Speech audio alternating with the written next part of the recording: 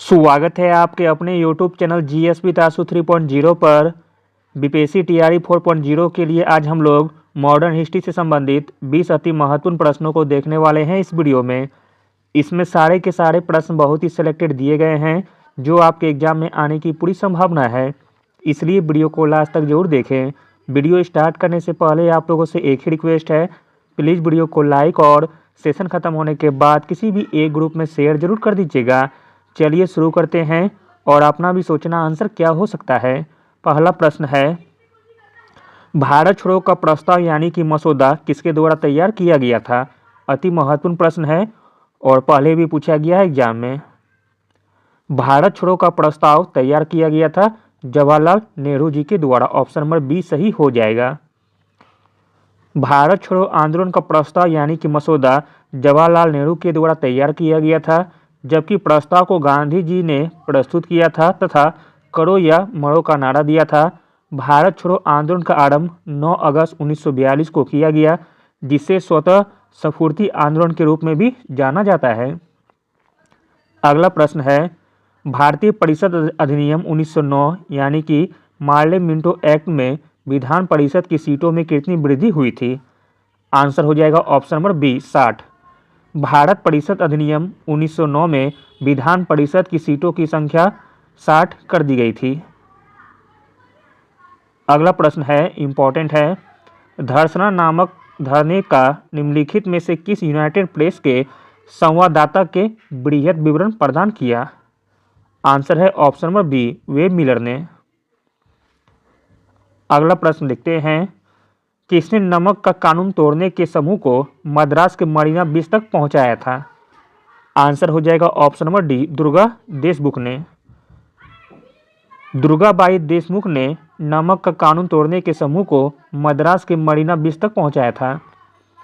अगला प्रश्न है, सविनय अवज्ञा आंदोलन किस वर्ष वापस ले लिया गया था। प्रश्न इंपॉर्टेंट है। सविनय अवज्ञा आंदोलन वापस ले लिया गया था 7 अप्रैल 1934 को। स्टार्ट हुआ था 1930 में। अगला प्रश्न है, 1857 के विद्रोह के बाद अपनी मातृभूमि की स्वतंत्रता के लिए लड़ने वाली पहली भारतीय महिला समाजवादी और पहली भारतीय महिला क्रांतिकारी कौन थी। आंसर है option number A madam Bhikaji Cama. अगला प्रश्न है, 1857 की क्रांति हिंदू मुस्लिम का षड्यंत्र था, यह किसने लिखा है। तो दोस्तों यह लिखा गया था आपका सर जेम्स ऑटरम के द्वारा। ऑप्शन नंबर बी 1857 की क्रांति हिंदू मुस्लिम का षड्यंत्र था, यह लिखा गया था सर जेम्स ऑटरम के द्वारा। अगला प्रश्न है, कारखाना अधिनियम जिसमें बच्चों और महिलाओं के कार्य घंटों को सीमित करने की मांग की गई थी, किस वर्ष पारित किया गया था। आंसर है ऑप्शन नंबर ए 1891 में, जो कि दूसरा कारखाना अधिनियम पारित हुआ था। अगला प्रश्न है, भारत की स्वतंत्रता के समय ब्रिटेन का प्रधानमंत्री कौन था। भारत की स्वतंत्रता के समय ब्रिटेन का प्रधानमंत्री था Clement Attlee. Option number B.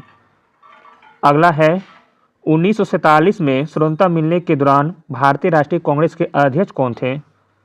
Answer है ऑप्शन नंबर ए जेबी कृपलानी। किस दिनांक को नेताजी सुभाष चंद्र बोस ने स्वतंत्र भारत की अस्थायी सरकार बनाई थी।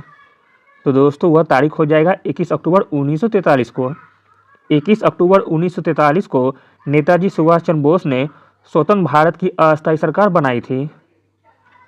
अगला प्रश्न है, दांडी यात्रा में गांधी जी के साथ कितने स्वयंसेवियों ने प्रतिभाग किया था। आंसर है ऑप्शन नंबर सी 78 प्रतिभागियों ने।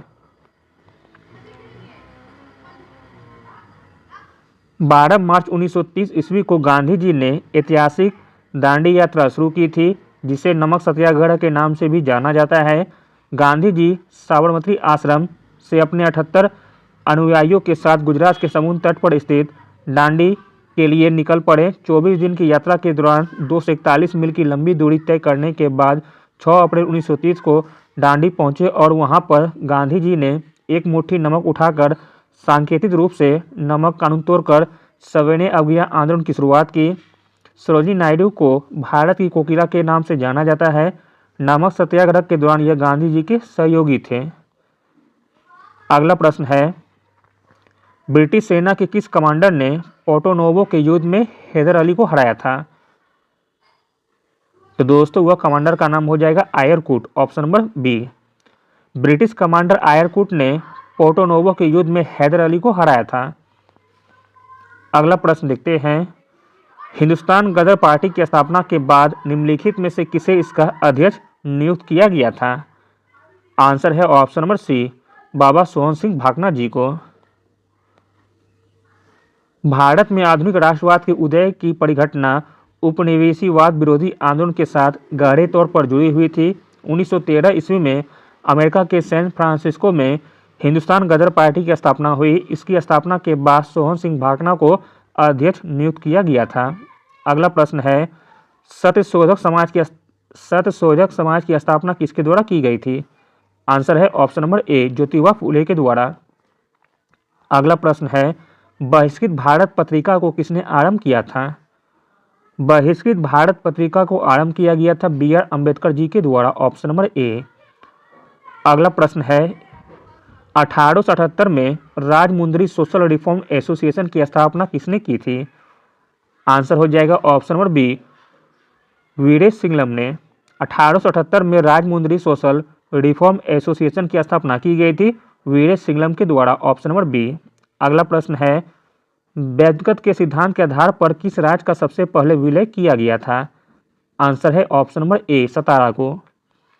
अगला प्रश्न है, ब्रिटिश सेना के किस कमांडर ने पोर्टोनोवो के युद्ध में हैदर अली को हराया था? आंसर है ऑप्शन नंबर बी, आयरकूट को। अगला और अंतिम प्रश्न है, मंगलोर की संधि समाप्त हुई थी। मंगलोर की संधि समाप्त हुई थी दूसरा अंग्रेज मैसूर युद्ध में, जो कि मंगलोर की संधि जो कि 1780 से 84 में हुई थी।